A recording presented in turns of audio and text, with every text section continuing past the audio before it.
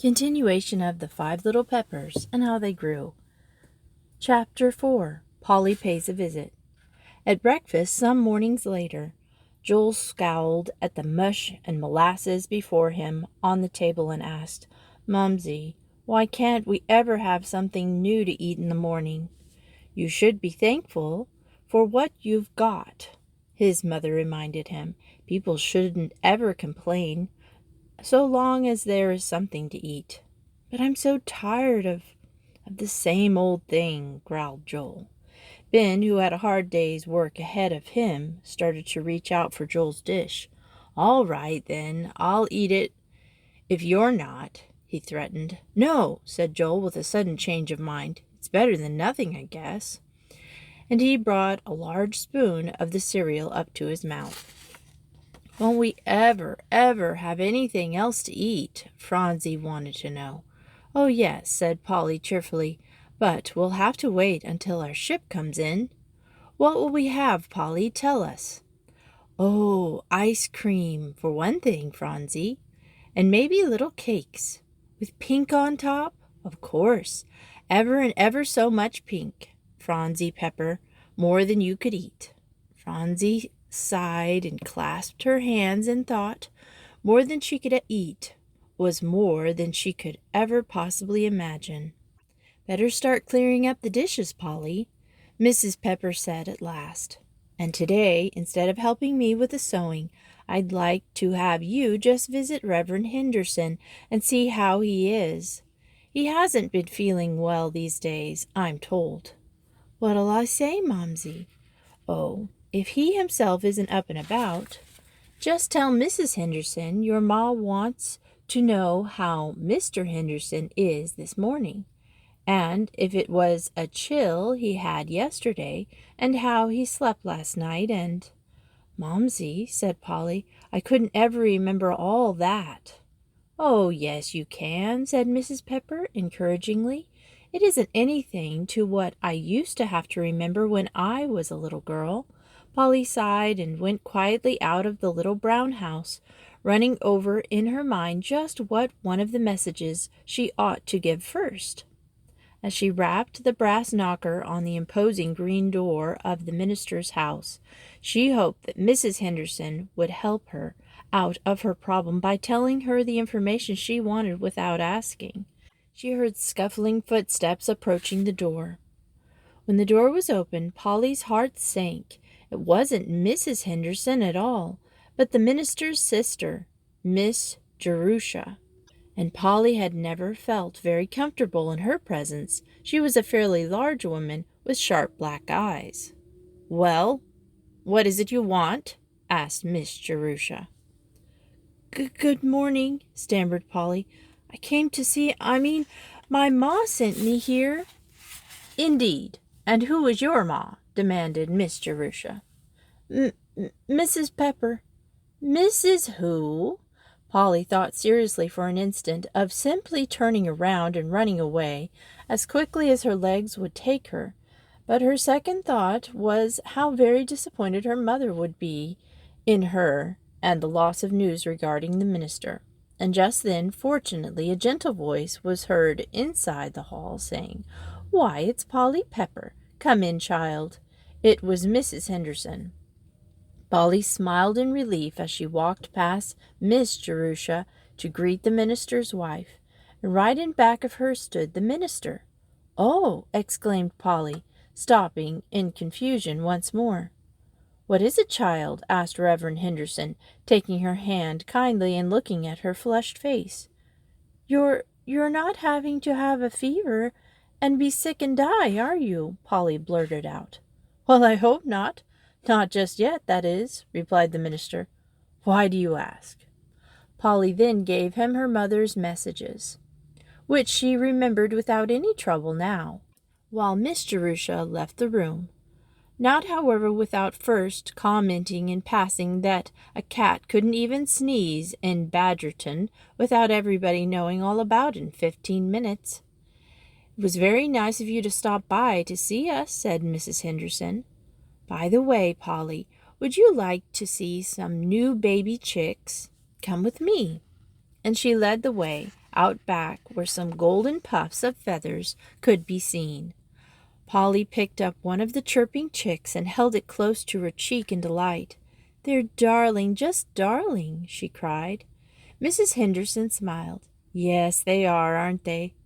Oh, before you go back home, dear, I have something for you to give to your mother. My sister has just sent me some nice fresh butter from the farm, and I want your mother to have some of it." "Thank you, ma'am," said Polly politely. In a few minutes she was on her way back to the little brown house, carrying a generous amount of sweet fresh butter in a blue bowl tied over with a clean cloth. Chapter 5. Polly Plays Nurse. "Won't Phronsie just love this?" Polly thought to herself, unlatching the front gate. "I'll give her some bread with lots of butter on it."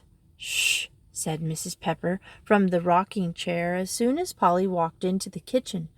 Phronsie was in her arms asleep. "What's the matter, Momsey?" Polly asked. "I don't know exactly, but Phronsie's got a fever. She's sleeping now, and it's best not to wake her. But you'll have to run and get the Dr. Fisher and bring him back here. Don't be gone long." Polly sat down the bowl of butter on the table. "Phronsie sick? It was incredible." She ran as fast as she could and soon returned with the doctor. He bent over poor little Phronsie, who still lay in her mother's arms. "It's measles," the Dr. Fisher said at last. "No cause for alarm unless— Have any of the other children had it?" "No," answered Mrs. Pepper. "None of them have had it. Oh, what shall we do?" The doctor poured some medicine in a spoon and had Phronsie open her mouth to take it. "There," he said, "she'll be all right soon enough, I think. But keep her away from draughts. Keep her warm as much as possible. I'll come by again." "Thank you, doctor," said Mrs. Pepper. But the measles had come, and before it departed from the little brown house, Ben had the sickness too.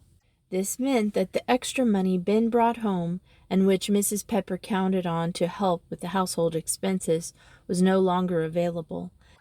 The sickness lasted for many, many days. Polly, of course, played nurse for the two patients, and she did it very well. Once, as she alternated between Phronsie and Ben in serving them, she said, "Just as soon as you two get well, you're going to get some chickens, exactly like the sweet little ones Mrs. Henderson has." "Oh my, they were the prettiest," she recalled. "Momsey, don't you think we could get some chickens for our very own?" "I don't know," answered Mrs. Pepper. "Chickens cost money, you know.